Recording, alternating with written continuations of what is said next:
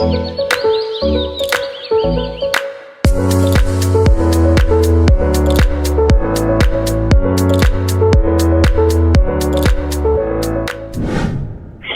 and it's funny, right, when you say, and you talked about, what is media buying, right? And so, one is media buying is just the process of either buying data, leads, acquiring that lead flow for a company, to then properly disperse and build marketing systems, right? And so as a media buyer, in insurance particularly, I learned firsthand the different types of leads that are out there, right? And so when you say like 70-cent leads, right? So we were buying, right? I was out there looking for age data, because that age data really works well when you're throwing it into a call center with 100 people and then trying to get them to those callers to transfer those live calls. And so Correct. that works It just well takes for a that. tremendous amount more volume. Like, you just have to work them Correct. more.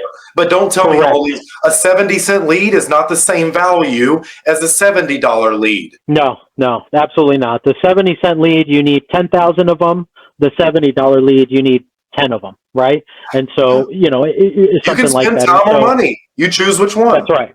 Correct. And we would do a lot of these sweepstake leads, right? And so, 25-cent leads on people that would click on get winning the cruise or winning the vacation or winning whatever the hell they were winning, And so, but we would get 100,000 of them, and that made sense for that model because there were 100 cold callers calling those people, and when they actually got somebody with intent, they would transfer it, And so that model made sense. That model is now dying out, right? That model is not working anymore. It worked in the 80s and 90s and, early 2000s. But That's now one where thing we that I are, really want to harp on is like, and I'll even mention Jeremy Miner on this. So like, me and him have a similar philosophy. Like, these outdated sales techniques, which one would you like, the red fish or the blue? Like, this does not work anymore. It's not about the perfect one-liner. It's like addressing the real problem and being transparent as a person and believing what you have to offer is going to solve their problem, and being able to get them to look at the decision that way in an associated state with an emotion attached. But it's like, it's organic. It's real. It's not fucking. And it's like, man, I hear a lot of people ask me, they're like, well, what is the difference between neuro-linguistic programming and neuro-emotional persuasion questioning? Sounds very similar. So there is one technique taught in neuro-linguistic programming called reframing, and it's like how to ask questions in a completely different way. You change the behavior or you change the context. You change the meaning of the question that you ask. And what it does is it gets people to think a different way. It opens up a different thinking pattern. And it's like, he took that concept and made it into a company. I fucking love it. But it's just reframing in NLP. It's just how to ask questions in a different way and get really a desired state. You think, what do I want them to say by asking this? And then you phrase your question in a certain way. I'm a big fan of Jeremy. I've been following him for a long time. Salesperson. Awesome. Nothing but respect to him. Well, but the concept is the same, right? I even mentioned in a few of my videos that I've put out about it, like using static images right now to generate a lead versus a video is the same thing as an agent selling a policy like they're selling a 94 Corolla at a used car lot. You know what I mean? Like, it's just outdated. It doesn't work anymore. Like, can you sell a couple of Corollas? Yes. You'll be able to sell a few 94 Corollas.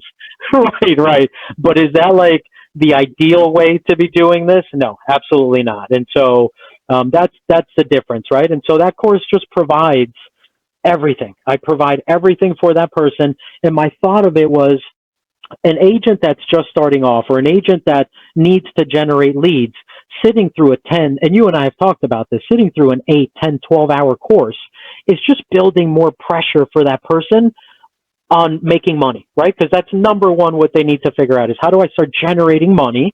And then I can start building brand, building marketing, building all these other things that are foundations of a real business, right? Correct. And just to clarify, I'm not on these Facebook ad courses and stuff like that, but it's like people, like, it takes how many credits to graduate college? So like think of each one of these courses as maybe 1 or 2 credits, not a full curriculum, or like it's not a full college program. It's skill stacking. You're not going to spend $500 on an ad course and make $50 million in insurance because you learn how to run shitty Facebook ads. Take what you like, take a shopping cart approach. I really like how they showed me how to make creatives on here. Now I need to learn how to target like based on interest. Now I need to learn how to retarget. Now I need to learn how to create lookalike audiences. Now, like it's so many things. It's a million small things, not just one.